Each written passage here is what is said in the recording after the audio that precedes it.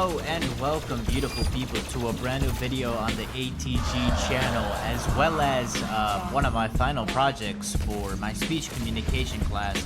How you doing, Miss Star Wars? Hello, class. Hope y'all having a blessed day today, and hopefully this video makes it just a little bit better for you. So, just to sum things up real quick, this is a brand new series I'm gonna start called Off the Top, where I speak off the top of my head. On really topics that I just set a topic and I speak. So today I'm not really sure how to where to begin with this, because it's been such a part of my life for so long, it's kind of a blur. But I'm gonna be talking about how I developed my passion for content creation as my main way of fighting my demons, which is personified by the intense, gory gameplay you see in the background. I hope it doesn't distract you too much from what I'm going to be talking about today. But to start off, I'm going to take you guys back about 5 years now. I was 13, 14, freshman in high school, dealing with a lot at the time. I was dealing with a lot of trauma from things that are a lot bigger than me, from things that I didn't understand at the time, and that I won't dive far into in this video due to the fact that I don't want to make the audience feel uncomfortable or really take away from the core message of this video, because if I dive into that, the whole video will become that. So just know I went through a very traumatic experience around this time in my life, and I wasn't really sure how to express how I was feeling. I had so much running through my head all the time that I ended up just becoming such an introvert that I'd spend the entire day in my notebook just writing poetry or doodling, because it was what made me feel okay. And the handful of friends that I did have, I appreciated them so much, way more than they could ever understand.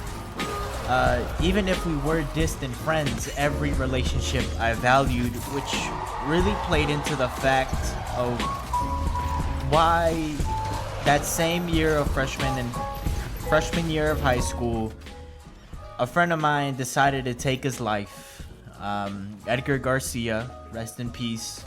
And it truly affected me in such a way where I already had the concept of suicide running through my head constantly, but now I was faced with it.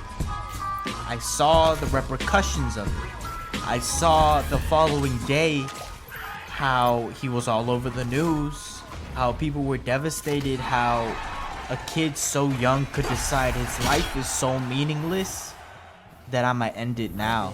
I'm having way more fun Watching than I should, his while friends making and this his video. teachers be absolutely hysterical just at the thought of him. And all I could think was, how could I put anyone that I love through this? And no matter how meaningless it seems this whole life is, it matters to somebody out there. It matters in a way that you can't comprehend, and that won't be unveiled until it ends. But moving on, after learning this valuable lesson, my passion for poetry began to grow, because anytime that I felt trapped, I went straight to my notebook and started writing.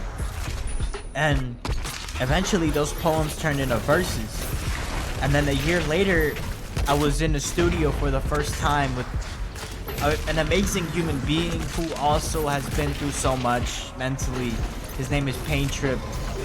Honestly, one of the biggest blessings of my life that I met him, because I recorded my first song.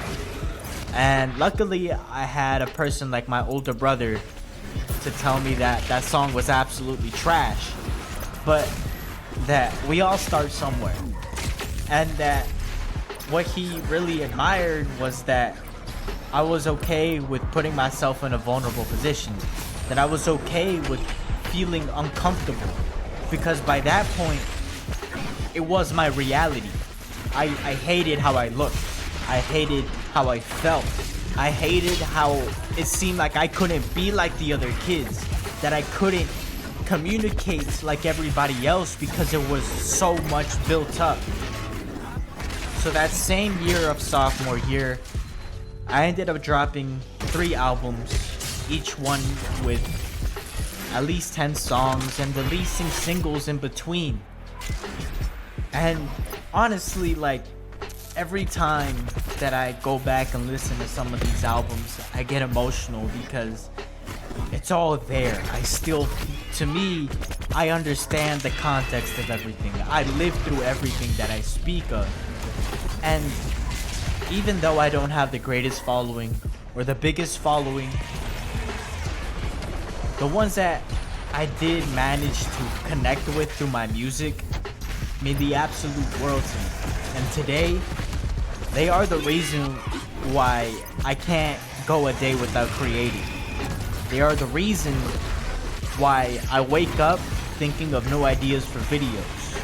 Why I can't just sit on the train and listen to music. I have to listen to beats because I need to know what are the next things that will go on my next album. And beyond all of this, I just want to make my parents proud because they come from a world where they have absolutely nothing. And I'm coming from a world where I have absolutely everything. So I will give everything that I have in order to achieve my goals, in order to show those who have denied me, in order to show those who have tried to tear me down, those who have taken advantage of me, that I am not what you think I am, that I am not what you expect of me, and I will not sit here in my own solitude, in my own gloomy mood all day. I will fight up until the day that I die, so that when I die, no one can say I sat on my ass and did nothing. But anyways, if you guys got anything from that, whatever that was, I appreciate you guys. If you're watching this on YouTube, as stated before, you mean the absolute world to me. I hope this new Off the Top series helps out the channel. It definitely helps me mentally. And thank you, Miss Stallworth, for improving my speaking skills in a way that I didn't expect. Goodbye.